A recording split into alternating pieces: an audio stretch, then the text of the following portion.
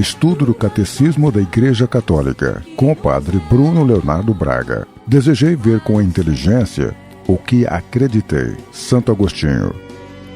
Tuas asas que nos elevam em contemplação. Nós estamos refletindo sobre as notas fundamentais da Igreja, aquelas características que fazem parte daquilo que a Igreja é. A Igreja é una, santa, católica e apostólica. E no último encontro nós estávamos refletindo sobre a catolicidade da Igreja, falamos o que quer dizer católico, falamos da relação da Igreja particular com a Igreja Católica, falamos também sobre o tema quem pertence à Igreja Católica, e com isso nós vimos que a Igreja Católica pertence ou são ordenados de modos diversos, tanto os fiéis católicos quanto as outras pessoas que também creem em Cristo e os homens em geral que são chamados à salvação pela graça de Deus. E mencionávamos aqueles cristãos que não pertencem visivelmente à comunidade, à comunhão católica e à proximidade que deve existir entre a Igreja Católica e esses cristãos. E hoje nós vamos falar de um outro grupo com quem a Igreja Católica também deve se relacionar, que são os não cristãos. E aí nós nos referimos a várias religiões, creem em Deus, mas não partilham da fé em Jesus Cristo. Bom, aqueles que ainda não receberam o Evangelho também se ordenam por diversos modos ao povo de Deus. Em primeiro lugar, o catecismo cita os judeus, falando da relação da igreja com o povo hebreu. A igreja, povo de Deus da nova aliança, descobre, ao perscrutar seu próprio mistério, os seus vínculos com o povo hebreu, a quem Deus falou em primeiro lugar. Ao contrário das outras religiões não cristãs, a fé hebraica já é uma resposta à revelação de Deus na antiga aliança. E é o povo hebreu que pertencem à adoção filial, à glória, às alianças, à legislação, o culto, as promessas dos patriarcas, dos quais descende o Cristo segundo a carne. Pois os dons e o chamado de Deus são sem arrependimento. Não podemos nos esquecer jamais que as duas figuras centrais da nossa fé, Jesus Cristo e Maria, que nós carinhosamente chamamos Nossa Senhora, nossa mãe, são membros do povo hebreu. Jesus foi judeu, plenamente judeu. Maria também viveu a fé judaica. Então nós temos uma relação muito próxima com esses que, mesmo não crendo no Cristo, são herdeiros da promessa de Deus, ou aqueles a quem Deus falou em primeiro lugar. E ainda, não olhando apenas para o passado, mas quando nós consideramos o futuro, o povo de Deus da antiga aliança, o povo hebreu, e o novo povo de Deus, a igreja, eles tendem para fins análogos à espera da vinda, no caso dos hebreus, ou da volta, no caso dos cristãos, do Messias. Então, ambos os povos, da antiga e da nova aliança, estão à espera do Messias. A diferença é que para nós, cristãos, o Messias já veio e nós aguardamos o seu retorno. O que se espera do lado dos cristãos, a volta do Messias morto, ressuscitado, reconhecido como Senhor e Filho de Deus, e o que se espera do lado dos hebreus é a vinda do Messias, cujos traços permanecem encobertos no fim dos tempos. E essa espera da vinda ou da volta do Messias, ela é acompanhada do drama da ignorância, do desconhecimento de Cristo Jesus. Ou melhor, o povo hebreu não conhece Jesus Cristo. Bom, depois de ter falado do povo hebreu, o catecismo fala para nós da relação da igreja com os muçulmanos. Aqui nós temos uma citação do documento conciliar Lumen Gentium, também da Nostra Aetate, que fala da relação da igreja com outras religiões, o catecismo citando diz assim: mas o plano da salvação abrange também aqueles que reconhecem o Criador, entre eles, em primeiro lugar, os muçulmanos, que, professando manter a fé de Abraão, adoram conosco o Deus único, misericordioso, juiz dos homens no último dia. Ou seja, os muçulmanos, eles partilham conosco a fé no Deus único, creem na revelação do Antigo Testamento, que nós também cremos. Existe essa proximidade de fé também entre nós e esse povo. O vínculo da igreja com as religiões não cristãs é primeiramente o da origem e do fim comuns do gênero humano.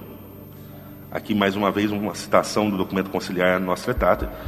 O catecismo diz: com efeito, todos os povos constituem uma só comunidade, têm uma origem comum, visto que Deus fez todo o gênero humano habitar a face da terra. Têm igualmente um único fim comum, Deus, cuja providência, testemunhos de bondade e planos de salvação abarcam a todos, até os eleitos se reunirem na Cidade Santa. A Igreja reconhece nas outras religiões a busca, ainda nas sombras e sob imagens, do Deus desconhecido, mas próximo, pois é Ele quem dá a todos vida, respiração e tudo mais, porque quer que todos os homens sejam salvos. Assim, a Igreja considera tudo o que pode haver de bom e de verdadeiro nas religiões como uma preparação evangélica dada por aquele que ilumina todo homem para que finalmente tenha a vida. Usando uma expressão dos padres da Igreja, as sementes do Verbo que Deus espalhou nas diversas culturas preparam esses povos para a acolhida do Verbo encarnado, que é Jesus Cristo. Em seu comportamento religioso, porém, os homens mostram também limitações e erros que desfiguram neles a imagem de Deus. Muitas vezes, os homens, enganados pelo maligno, se enganaram em seus pensamentos e trocaram a verdade de Deus pela mentira, servindo a criatura mais que ao Criador, ou vivendo e morrendo sem Deus neste mundo, acabam se expondo ao extremo desespero. É para reunir novamente todos os seus filhos, que o pecado dispersou e desgarrou, que o Pai quis convocar toda a humanidade na igreja de seu Filho. Então a igreja é o lugar em que a humanidade deve reencontrar a sua unidade e sua salvação. A igreja é um mundo reconciliado. Ela é esse navio que navega bem neste mundo ao sopro do Espírito Santo, com as velas da cruz do Senhor plenamente desfraldadas, como nos afirma Santo Ambrósio. Segundo outra imagem cara aos padres da igreja, ela é figurada pela Arca de Noé, a única que salva do dilúvio. Essa imagem de salvação da igreja em relação a todos esses tormentos do mundo é um sinal da sua vocação de levar a todos os homens a salvação e experimentar essa salvação no seu seio. Dentro da tradição da igreja, existe uma afirmação que deve ser bem compreendida. A afirmação é a seguinte: fora da igreja não há salvação. O catecismo ele dedica todo um parágrafo à reflexão sobre esse tema. Como entender essa afirmação, que com frequência foi repetida pelos padres da igreja, já nos primórdios da história da igreja. Formulada de maneira positiva, a afirmação fora da igreja não há salvação significa que toda salvação vem de Cristo cabeça por meio da igreja, que é o seu corpo. E, explicando isso, o catecismo mais uma vez volta ao Concílio Vaticano II, no documento Lumen Gentium, e afirma: Apoiado na Sagrada Escritura e na tradição, o concílio ensina que esta igreja peregrina é necessária para a salvação. O único mediador e caminho da salvação é Cristo, que se nos torna presente em seu corpo, que é a igreja. Ele, porém, inculcando com palavras expressas a necessidade da fé e do batismo, ao mesmo tempo confirmou a necessidade da igreja, na qual os homens entram pelo batismo, como que por uma porta. Por isso, não podem salvar-se aqueles que, sabendo que a Igreja Católica foi fundada por Deus por meio de Jesus Cristo como instituição necessária, apesar disso, não quiserem nela entrar ou nela perseverar. Essa afirmação não visa aqueles que, sem culpa, desconhecem Cristo e sua Igreja. E, mais uma vez, é o concílio que vai nos dizer: aqueles, portanto, que sem culpa ignoram o Evangelho de Cristo e sua Igreja, mas buscam a Deus com coração sincero e tentam, sob o influxo da graça, cumprir por obras a sua vontade, conhecida por meio do ditame da consciência, podem conseguir a salvação eterna.